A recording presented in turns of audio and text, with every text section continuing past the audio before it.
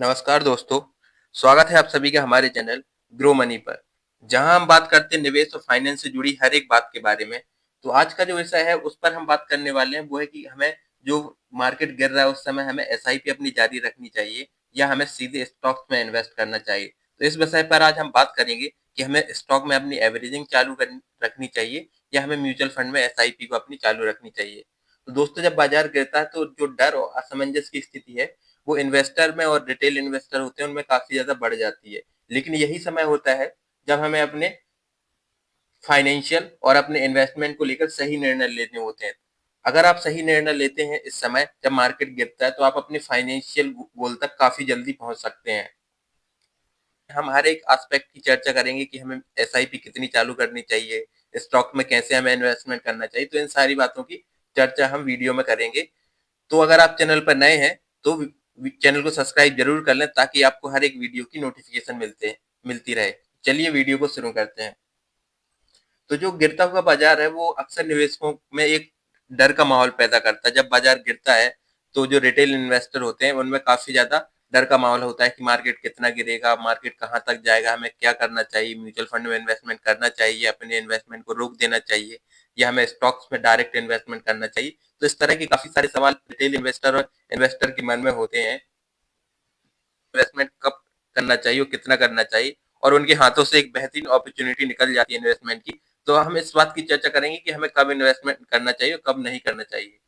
लेकिन सबसे पहले जो ध्यान देने वाली बात होती है कि जब बाजार गिरता है तो जो रिटेल इन्वेस्टर होते हैं और जो लॉन्ग टर्म के इन्वेस्टर होते हैं उनके लिए एक बाइंग अपॉर्चुनिटीज होती है कि हमें स्टॉक में अब बाय करने और म्यूचुअल फंड में एसआईपी करने की एक बेहतरीन अपॉर्चुनिटी मिली है। क्योंकि अपॉर्चुनिटी आपको ऐसी बार बार नहीं मिलती, जैसे कोविड हुआ 2008 का क्रैश हुआ। तो इस तरह के जो क्रैशेस होते हैं उसमें हमें बहुत अच्छी अपॉर्चुनिटी मिलती है और अच्छे अच्छे स्टॉक या म्यूचुअल फंड में हमें एसआईपी करने का काफी बेहतरीन मौका मिलता है।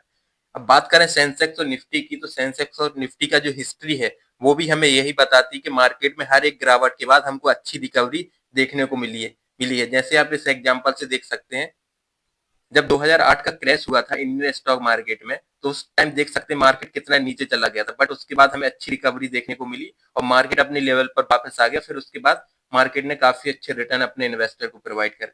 ऐसे ही बात करें 2020 में जब कोविड के दौरान मार्केट क्रैश हुआ था तो मार्केट में जब इतना हाई से कितना नीचे चला गया था, बट उसके बाद हमें काफी अच्छी रिकवरी देखने को मिली और अपने इन्वेस्टर को 2 गुना, 3 गुना, 5 गुना तक पैसा जनरेट करके दिया। अगर उन्हें निफ्टी बस में इन्वेस्ट किया था और स्टॉक में इन्वेस्ट किया तो उसमें 10-10 गुना लोगों का पैसा हुआ है। तो यही समय होता है जब हमें बाइंग अपॉर्चुनिटी मिलती है और हमें सही डिसीजन लेने पड़ते हैं। इसके बाद बात करें सेंसेक्स की हिस्ट्री की, तो 2008 में जब क्रैश हुआ तो सेंसेक्स में भी हमें भारी गिरावट देखने को मिली थी, बट उसके बाद हमें काफी अच्छी रिकवरी देखने को मिली। जब 2020 में भी क्रैश हुआ तो 2020 में भी हमको भारी गिरावट देखने की को मिली, बट उसके बाद हमें काफी अच्छी रिकवरी को देखने को मिली। ऐसे ही आप इधर देख सकते हैं, अभी जब निफ्टी 26,200 रुपए के करीब हमको दिखाई दिया, उसके बाद इसमें काफी ज्यादा गिरावट हुई, 3,000 पॉइंटों के करीब गिरावट हो गई है। तो ये बाइंग अपॉर्चुनिटी होती है कि इस समय हमें अपने सही डिसीजन लेने पड़ते हैं जो हमारे फ्यूचर को बनाएंगे कि हमारी फ्यूचर में कितनी ज्यादा वेल्थ बनी है। ऐसे ही आप सेंसेक्स देख सकते हैं, सेंसेक्स जो है 76,000 रुपए के करीब चल रहा है, जो कि इसका जो हाई है वो 50,000। तो अपने जो हाई है ऑल टाइम हाई उससे जो सेंसेक्स है 10,000 पॉइंट नीचे आ गया। तो आपको इतना ज्यादा डिस्काउंट मिल रहा है और आपको ऐसे समय में अपने इन्वेस्टमेंट को जारी रखना चाहिए एसआईपी के थ्रू। और अगर आप स्टॉक में इन्वेस्ट कर रहे हैं तो स्टॉक में इतना ज्यादा इन्वेस्ट नहीं करना चाहिए, आपको लिमिटेड अमाउंट ही स्टॉक में। अगर आपके पास अच्छी कंपनी है, जैसे लार्ज कैप की कंपनी एचयूएल हुआ, एचडीएफसी हुआ, एक्सिस हुआ, तो अगर इनमें आपका स्टॉक डाउन है तो इसमें आपको एवरेजिंग करनी चाहिए।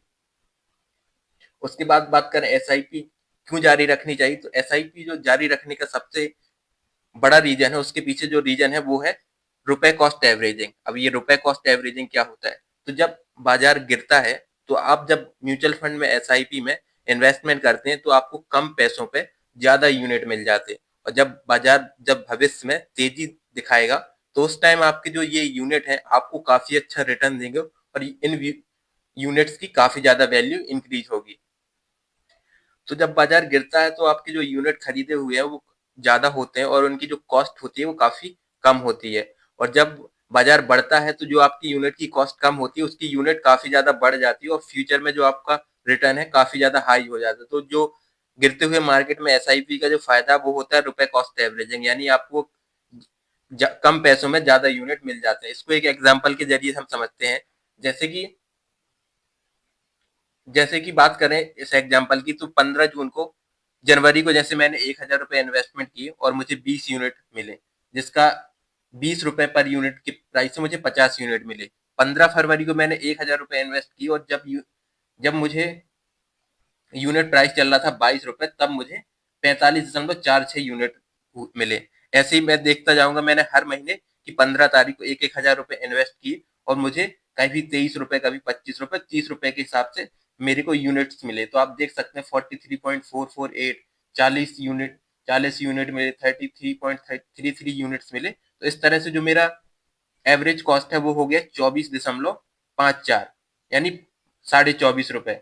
और जबकि जो मेरा टोटल प्राइस हो गया वो हो गया 244 रुपए। तो 244 यूनिट मैंने परचेस किए 25 रुपए, 24.5 रुपए के एवरेज से। तो आप देख सकते हैं फ्यूचर में आपको जो आपने 30 रुपए पे भी खरीदा, 31 रुपए पे खरीदा, बट आपका एवरेज आपको कम देखने को मिल रहा है और आपको ज्यादा यूनिट मिले। तो ये फायदा होता है रुपए कॉस्ट एवरेजिंग का, कि आपको कम पैसों में ज्यादा यूनिट मिल जाते हैं जब मार्केट गिरा हुआ होता है। तो इस एग्जाम्पल के जरिए आप अपने म्यूचुअल फंड में भी देख सकते हैं कि आपको जो जब मार्केट गिरता है तो कम पैसों में ज्यादा यूनिट मिल जाते हैं। और जो फ्यूचर है, फ्यूचर में मार्केट बढ़ेगा ही, मार्केट एक जगह रोक के नहीं रहता। फ्यूचर में आपको काफी अच्छे रिटर्न जनरेट करके देता है। तो आपके जो लो प्राइस के यूनिट है उस पर आपको काफी ज्यादा रिटर्न मिलता है।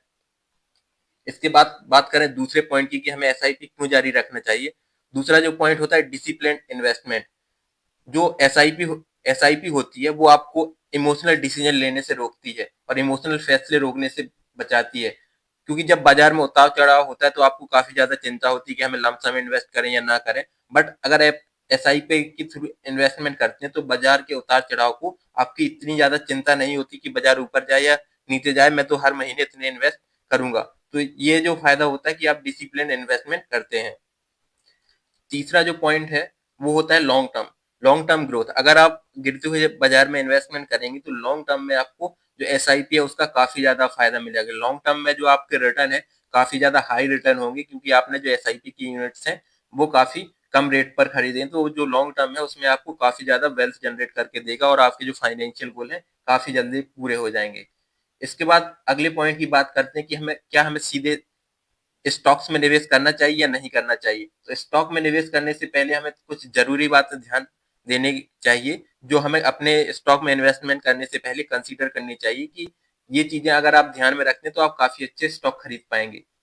पहली जो बात होती है वो होती है फंडामेंटल्स पर ध्यान दें।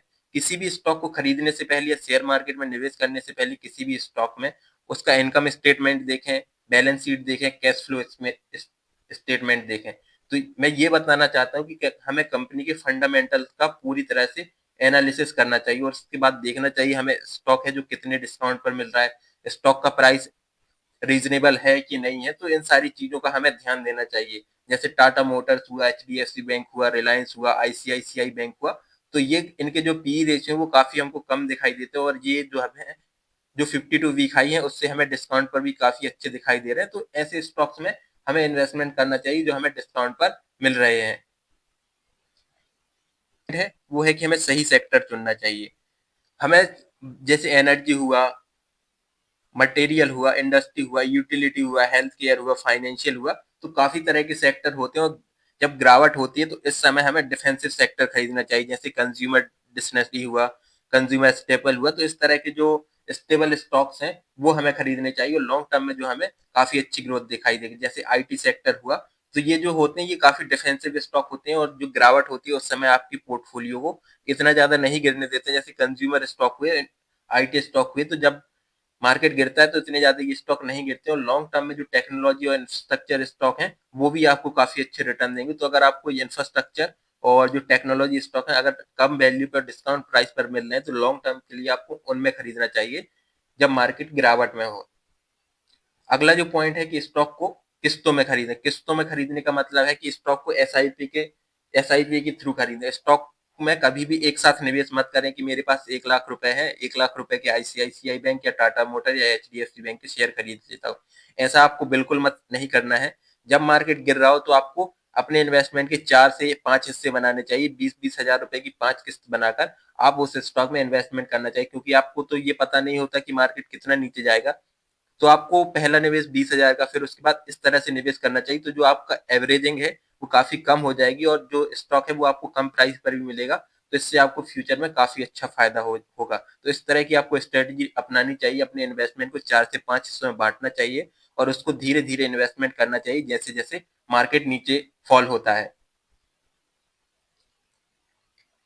अब बात करते हैं कि एसआईपी और स्टॉक का बैलेंस क्या होना चाहिए। तो म्यूचुअल फंड में एसआईपी और स्टॉक में एसआईपी का हमारे हमारे पोर्टफोलियो में क्या बैलेंस होना चाहिए और हमें अपने इन्वेस्टमेंट में कैसे इनको बैलेंस करके रखना चाहिए। तो अगर आप नए निवेशक हैं, अगर आप निवेशक हैं नए और रिटेल इन्वेस्टर हैं, तो आपको एसआईपी पर फोकस करना चाहिए, क्योंकि एसआईपी एक बेस्ट इन्वेस्टमेंट स्ट्रेटजी है जो नए इन्वेस्टर है, रिटेल इन्वेस्टर, क्योंकि इसमें जो जोखिम है वो काफी कम होता है स्टॉक के मुकाबले। जोखिम इसमें होता है क्योंकि ये भी इक्विटी मार्केट में इन्वेस्टमेंट होता है म्यूचुअल फंड की तरफ से, बट इसमें जो पोर्टफोलियो वो काफी बड़ा होता है और इसमें एक स्टॉक में काफी ज्यादा रिस्क होता है, बट बहुत सारे स्टॉक होते हैं म्यूचुअल फंड में, तो उसमें हमारा रिस्क डाइवर्सिफाइड हो जाता है। और ये काफी आसान तरीका है जो रिटेल इन्वेस्टर है, नए इन्वेस्टर हैं, उनको इन्वेस्ट करने का। और अगर आप अनुभवी इन्वेस्टर हैं, यानी आप मार्केट में आपको काफी साल हो गए, आपको हर चीज का नॉलेज है, तो स्टॉक चुनकर गिरावट में आप डायरेक्ट इन्वेस्टमेंट कर सकते हैं। आपको अच्छे स्टॉक चुनने हैं और गिरावट में आपको जब भी मौका मिलता है तो अच्छे स्टॉक्स में आपको इन्वेस्टमेंट करना चाहिए, क्योंकि ये आपको फ्यूचर में काफी अच्छे रिटर्न जनरेट करके देंगे। तीसरा जो पॉइंट है वो है हाइब्रिड स्ट्रेटजी। आपको हाइब्रिड स्ट्रेटजी अपनानी चाहिए। जैसे आप सैलरी का या अपनी सैलरी का जितना हिस्सा आप निवेश करना चाहते हैं, उसका जो 70% हिस्सा है वो हमें एसआईपी में डालना चाहिए, यानी हमें म्यूचुअल फंड में इन्वेस्टमेंट करना चाहिए, क्योंकि आपका इसमें इन्वेस्टमेंट काफी सेफ रहता है। इक्विटी में रिस्क तो रहता है, बट म्यूचुअल फंड में आपका पैसा काफी सेफ रहता है। और जो 30% हिस्सा है वो हमें अच्छे स्टॉक्स में डालना चाहिए और उनमें एवरेजिंग करनी चाहिए। आपको ऐसे आप को जो स्टॉक खरीदने वो काफी डाइवर्सिफाइड खरीदने हैं, जो हर सेक्टर से रिलेटेड हो, बैंकिंग से हो। अगर आपको बैंकिंग सेक्टर के स्टॉक काफी ज्यादा डिस्काउंट पर मिल रहे हैं, तो ऐसा नहीं करना है कि आपको सारे बैंक खरीदने, आपको एक दो बैंक के स्टॉक खरीदने, उसके बाद आपको अपने पोर्टफोलियो काफी ज्यादा डाइवर्सिफाइड करना है। अब इसके बाद बात करते हैं कि जब मार्केट गिरे तो हमें क्या नहीं करना चाहिए। जब मार्केट गिरे तो हमें अपने इन्वेस्टमेंट को बेचना नहीं चाहिए, यानी हमें पैनिक सेलिंग बिल्कुल मत करनी चाहिए और अपने निवेश को बिल्कुल ना बेचें, क्योंकि यही वो मौका होता है जब आपको और खरीदना चाहिए। अपने इन्वेस्टमेंट को बेचे नहीं। अगला जो पॉइंट है वो है हाई रिस्क स्टॉक। जो छोटी कंपनियां होती, माइक्रो कैप स्मॉल कैप कंपनियां होती हैं, उनमें काफी ज्यादा रिस्क होता है, तो उनमें इन्वेस्टमेंट करने से पहले आपको अपनी रिसर्च करनी चाहिए, उनके फंडामेंटल्स चेक करना चाहिए। इस तरह की जरूरी जानकारी छोटी कंपनियों में देना देखना चाहिए और इन कंपनियों में हमें गिरते मार्केट में इन्वेस्टमेंट करने से बचना चाहिए, क्योंकि इनमें काफी ज्यादा रिस्क एसोसिएट होता है। उनमें हम बिना रिसर्च के इन्वेस्टमेंट बिल्कुल नहीं करना चाहिए। अगला जो पॉइंट है वो है कि हमें लोन लेके निवेश नहीं करना चाहिए। जब भी गिरावट होती है तो हम ऐसा सोचते हैं कि चलो बैंक से लोन लेता हूँ या किसी से लोन लेता हूँ, उसके बाद इन्वेस्टमेंट करूंगा, क्योंकि मार्केट की ये गारंटी तो है नहीं कि कब मार्केट बढ़ेगा, इसके बाद कब जाएगा, कि आपने जब इन्वेस्टमेंट किया उसके बाद बढ़ जाएगा, ऐसा बिल्कुल नहीं होता है। तो आपको लोन लेकर इन्वेस्टमेंट से बचना चाहिए और जब भी मार्केट की गिरावट हो रही तो आपके पास जितना पैसा है उतना ही निवेश करना चाहिए, लोन कभी मत लेना चाहिए। और बाजार की गिरावट के समय हमें सोच समझ कर इन्वेस्टमेंट करना चाहिए। तो दोस्तों, गिरते हुए मार्केट में एसआईपी जारी रखना और स्टॉक खरीदना दोनों ही बेहतर ऑप्शन हो सकते हैं, लेकिन स्टॉक को खरीदने से पहले और एसआईपी को करने से पहले आपको अपने फाइनेंशियल गोल्स के बारे में जानना चाहिए। स्टॉक खरीद रहे हैं तो आपको उसके फंडामेंटल्स चेक करना चाहिए, रिसर्च करना चाहिए कि ये स्टॉक अच्छे हैं या नहीं है, ये पैसे कमा रहे हैं या नहीं कमा रहे हैं, और अपनी रिस्क लेने की क्षमता और फाइनेंशियल जो गोल्स है उसको देखना चाहिए कि मैं कितना रिस्क ले सकता हूँ। अगर स्टॉक इतना डाउन गया तो मैं कितना रिस्क ले सकता हूँ। और एसआईपी जारी रखना तो काफी सेफ ही है, क्योंकि इसमें जो आपको कुछ नहीं करना होता, आपको स्टॉक में रिसर्च नहीं करनी होती, फंड मैनेजर होते हैं वो आपके बिहाफ पर रिसर्च करते हो, काफी अच्छे अच्छे स्टॉक खरीदते हैं। और जो स्टॉक है उनमें काफी ज्यादा रिस्क एसोसिएट होता है, जबकि जो एसआईपी है उसमें उसमें जो रिस्क है वो काफी कम होता है। रिस्क तो होता है क्योंकि उसमें भी इक्विटी में निवेश होता है, तो आपको जो स्टॉक है उसमें सीधे निवेश करने से थोड़ा कतराना चाहिए। अगर आप अनुभवी इन्वेस्टर हैं तो आप स्टॉक में डायरेक्ट इन्वेस्टमेंट कर सकते हैं। तो अगर आपको वीडियो पसंद आया हो तो इसे लाइक करें, शेयर करें और वीडियो में कमेंट करके बताएं कि आप गिरते हुए मार्केट में क्या करते हो, एसआईपी करते हो कि जो स्टॉक है उनमें एवरेजिंग करते हो। तो दोस्तों अब मिलते हैं किसी अगले वीडियो में, तब तक के लिए धन्यवाद और हाँ, चैनल को सब्सक्राइब करना बिल्कुल ना भूलें।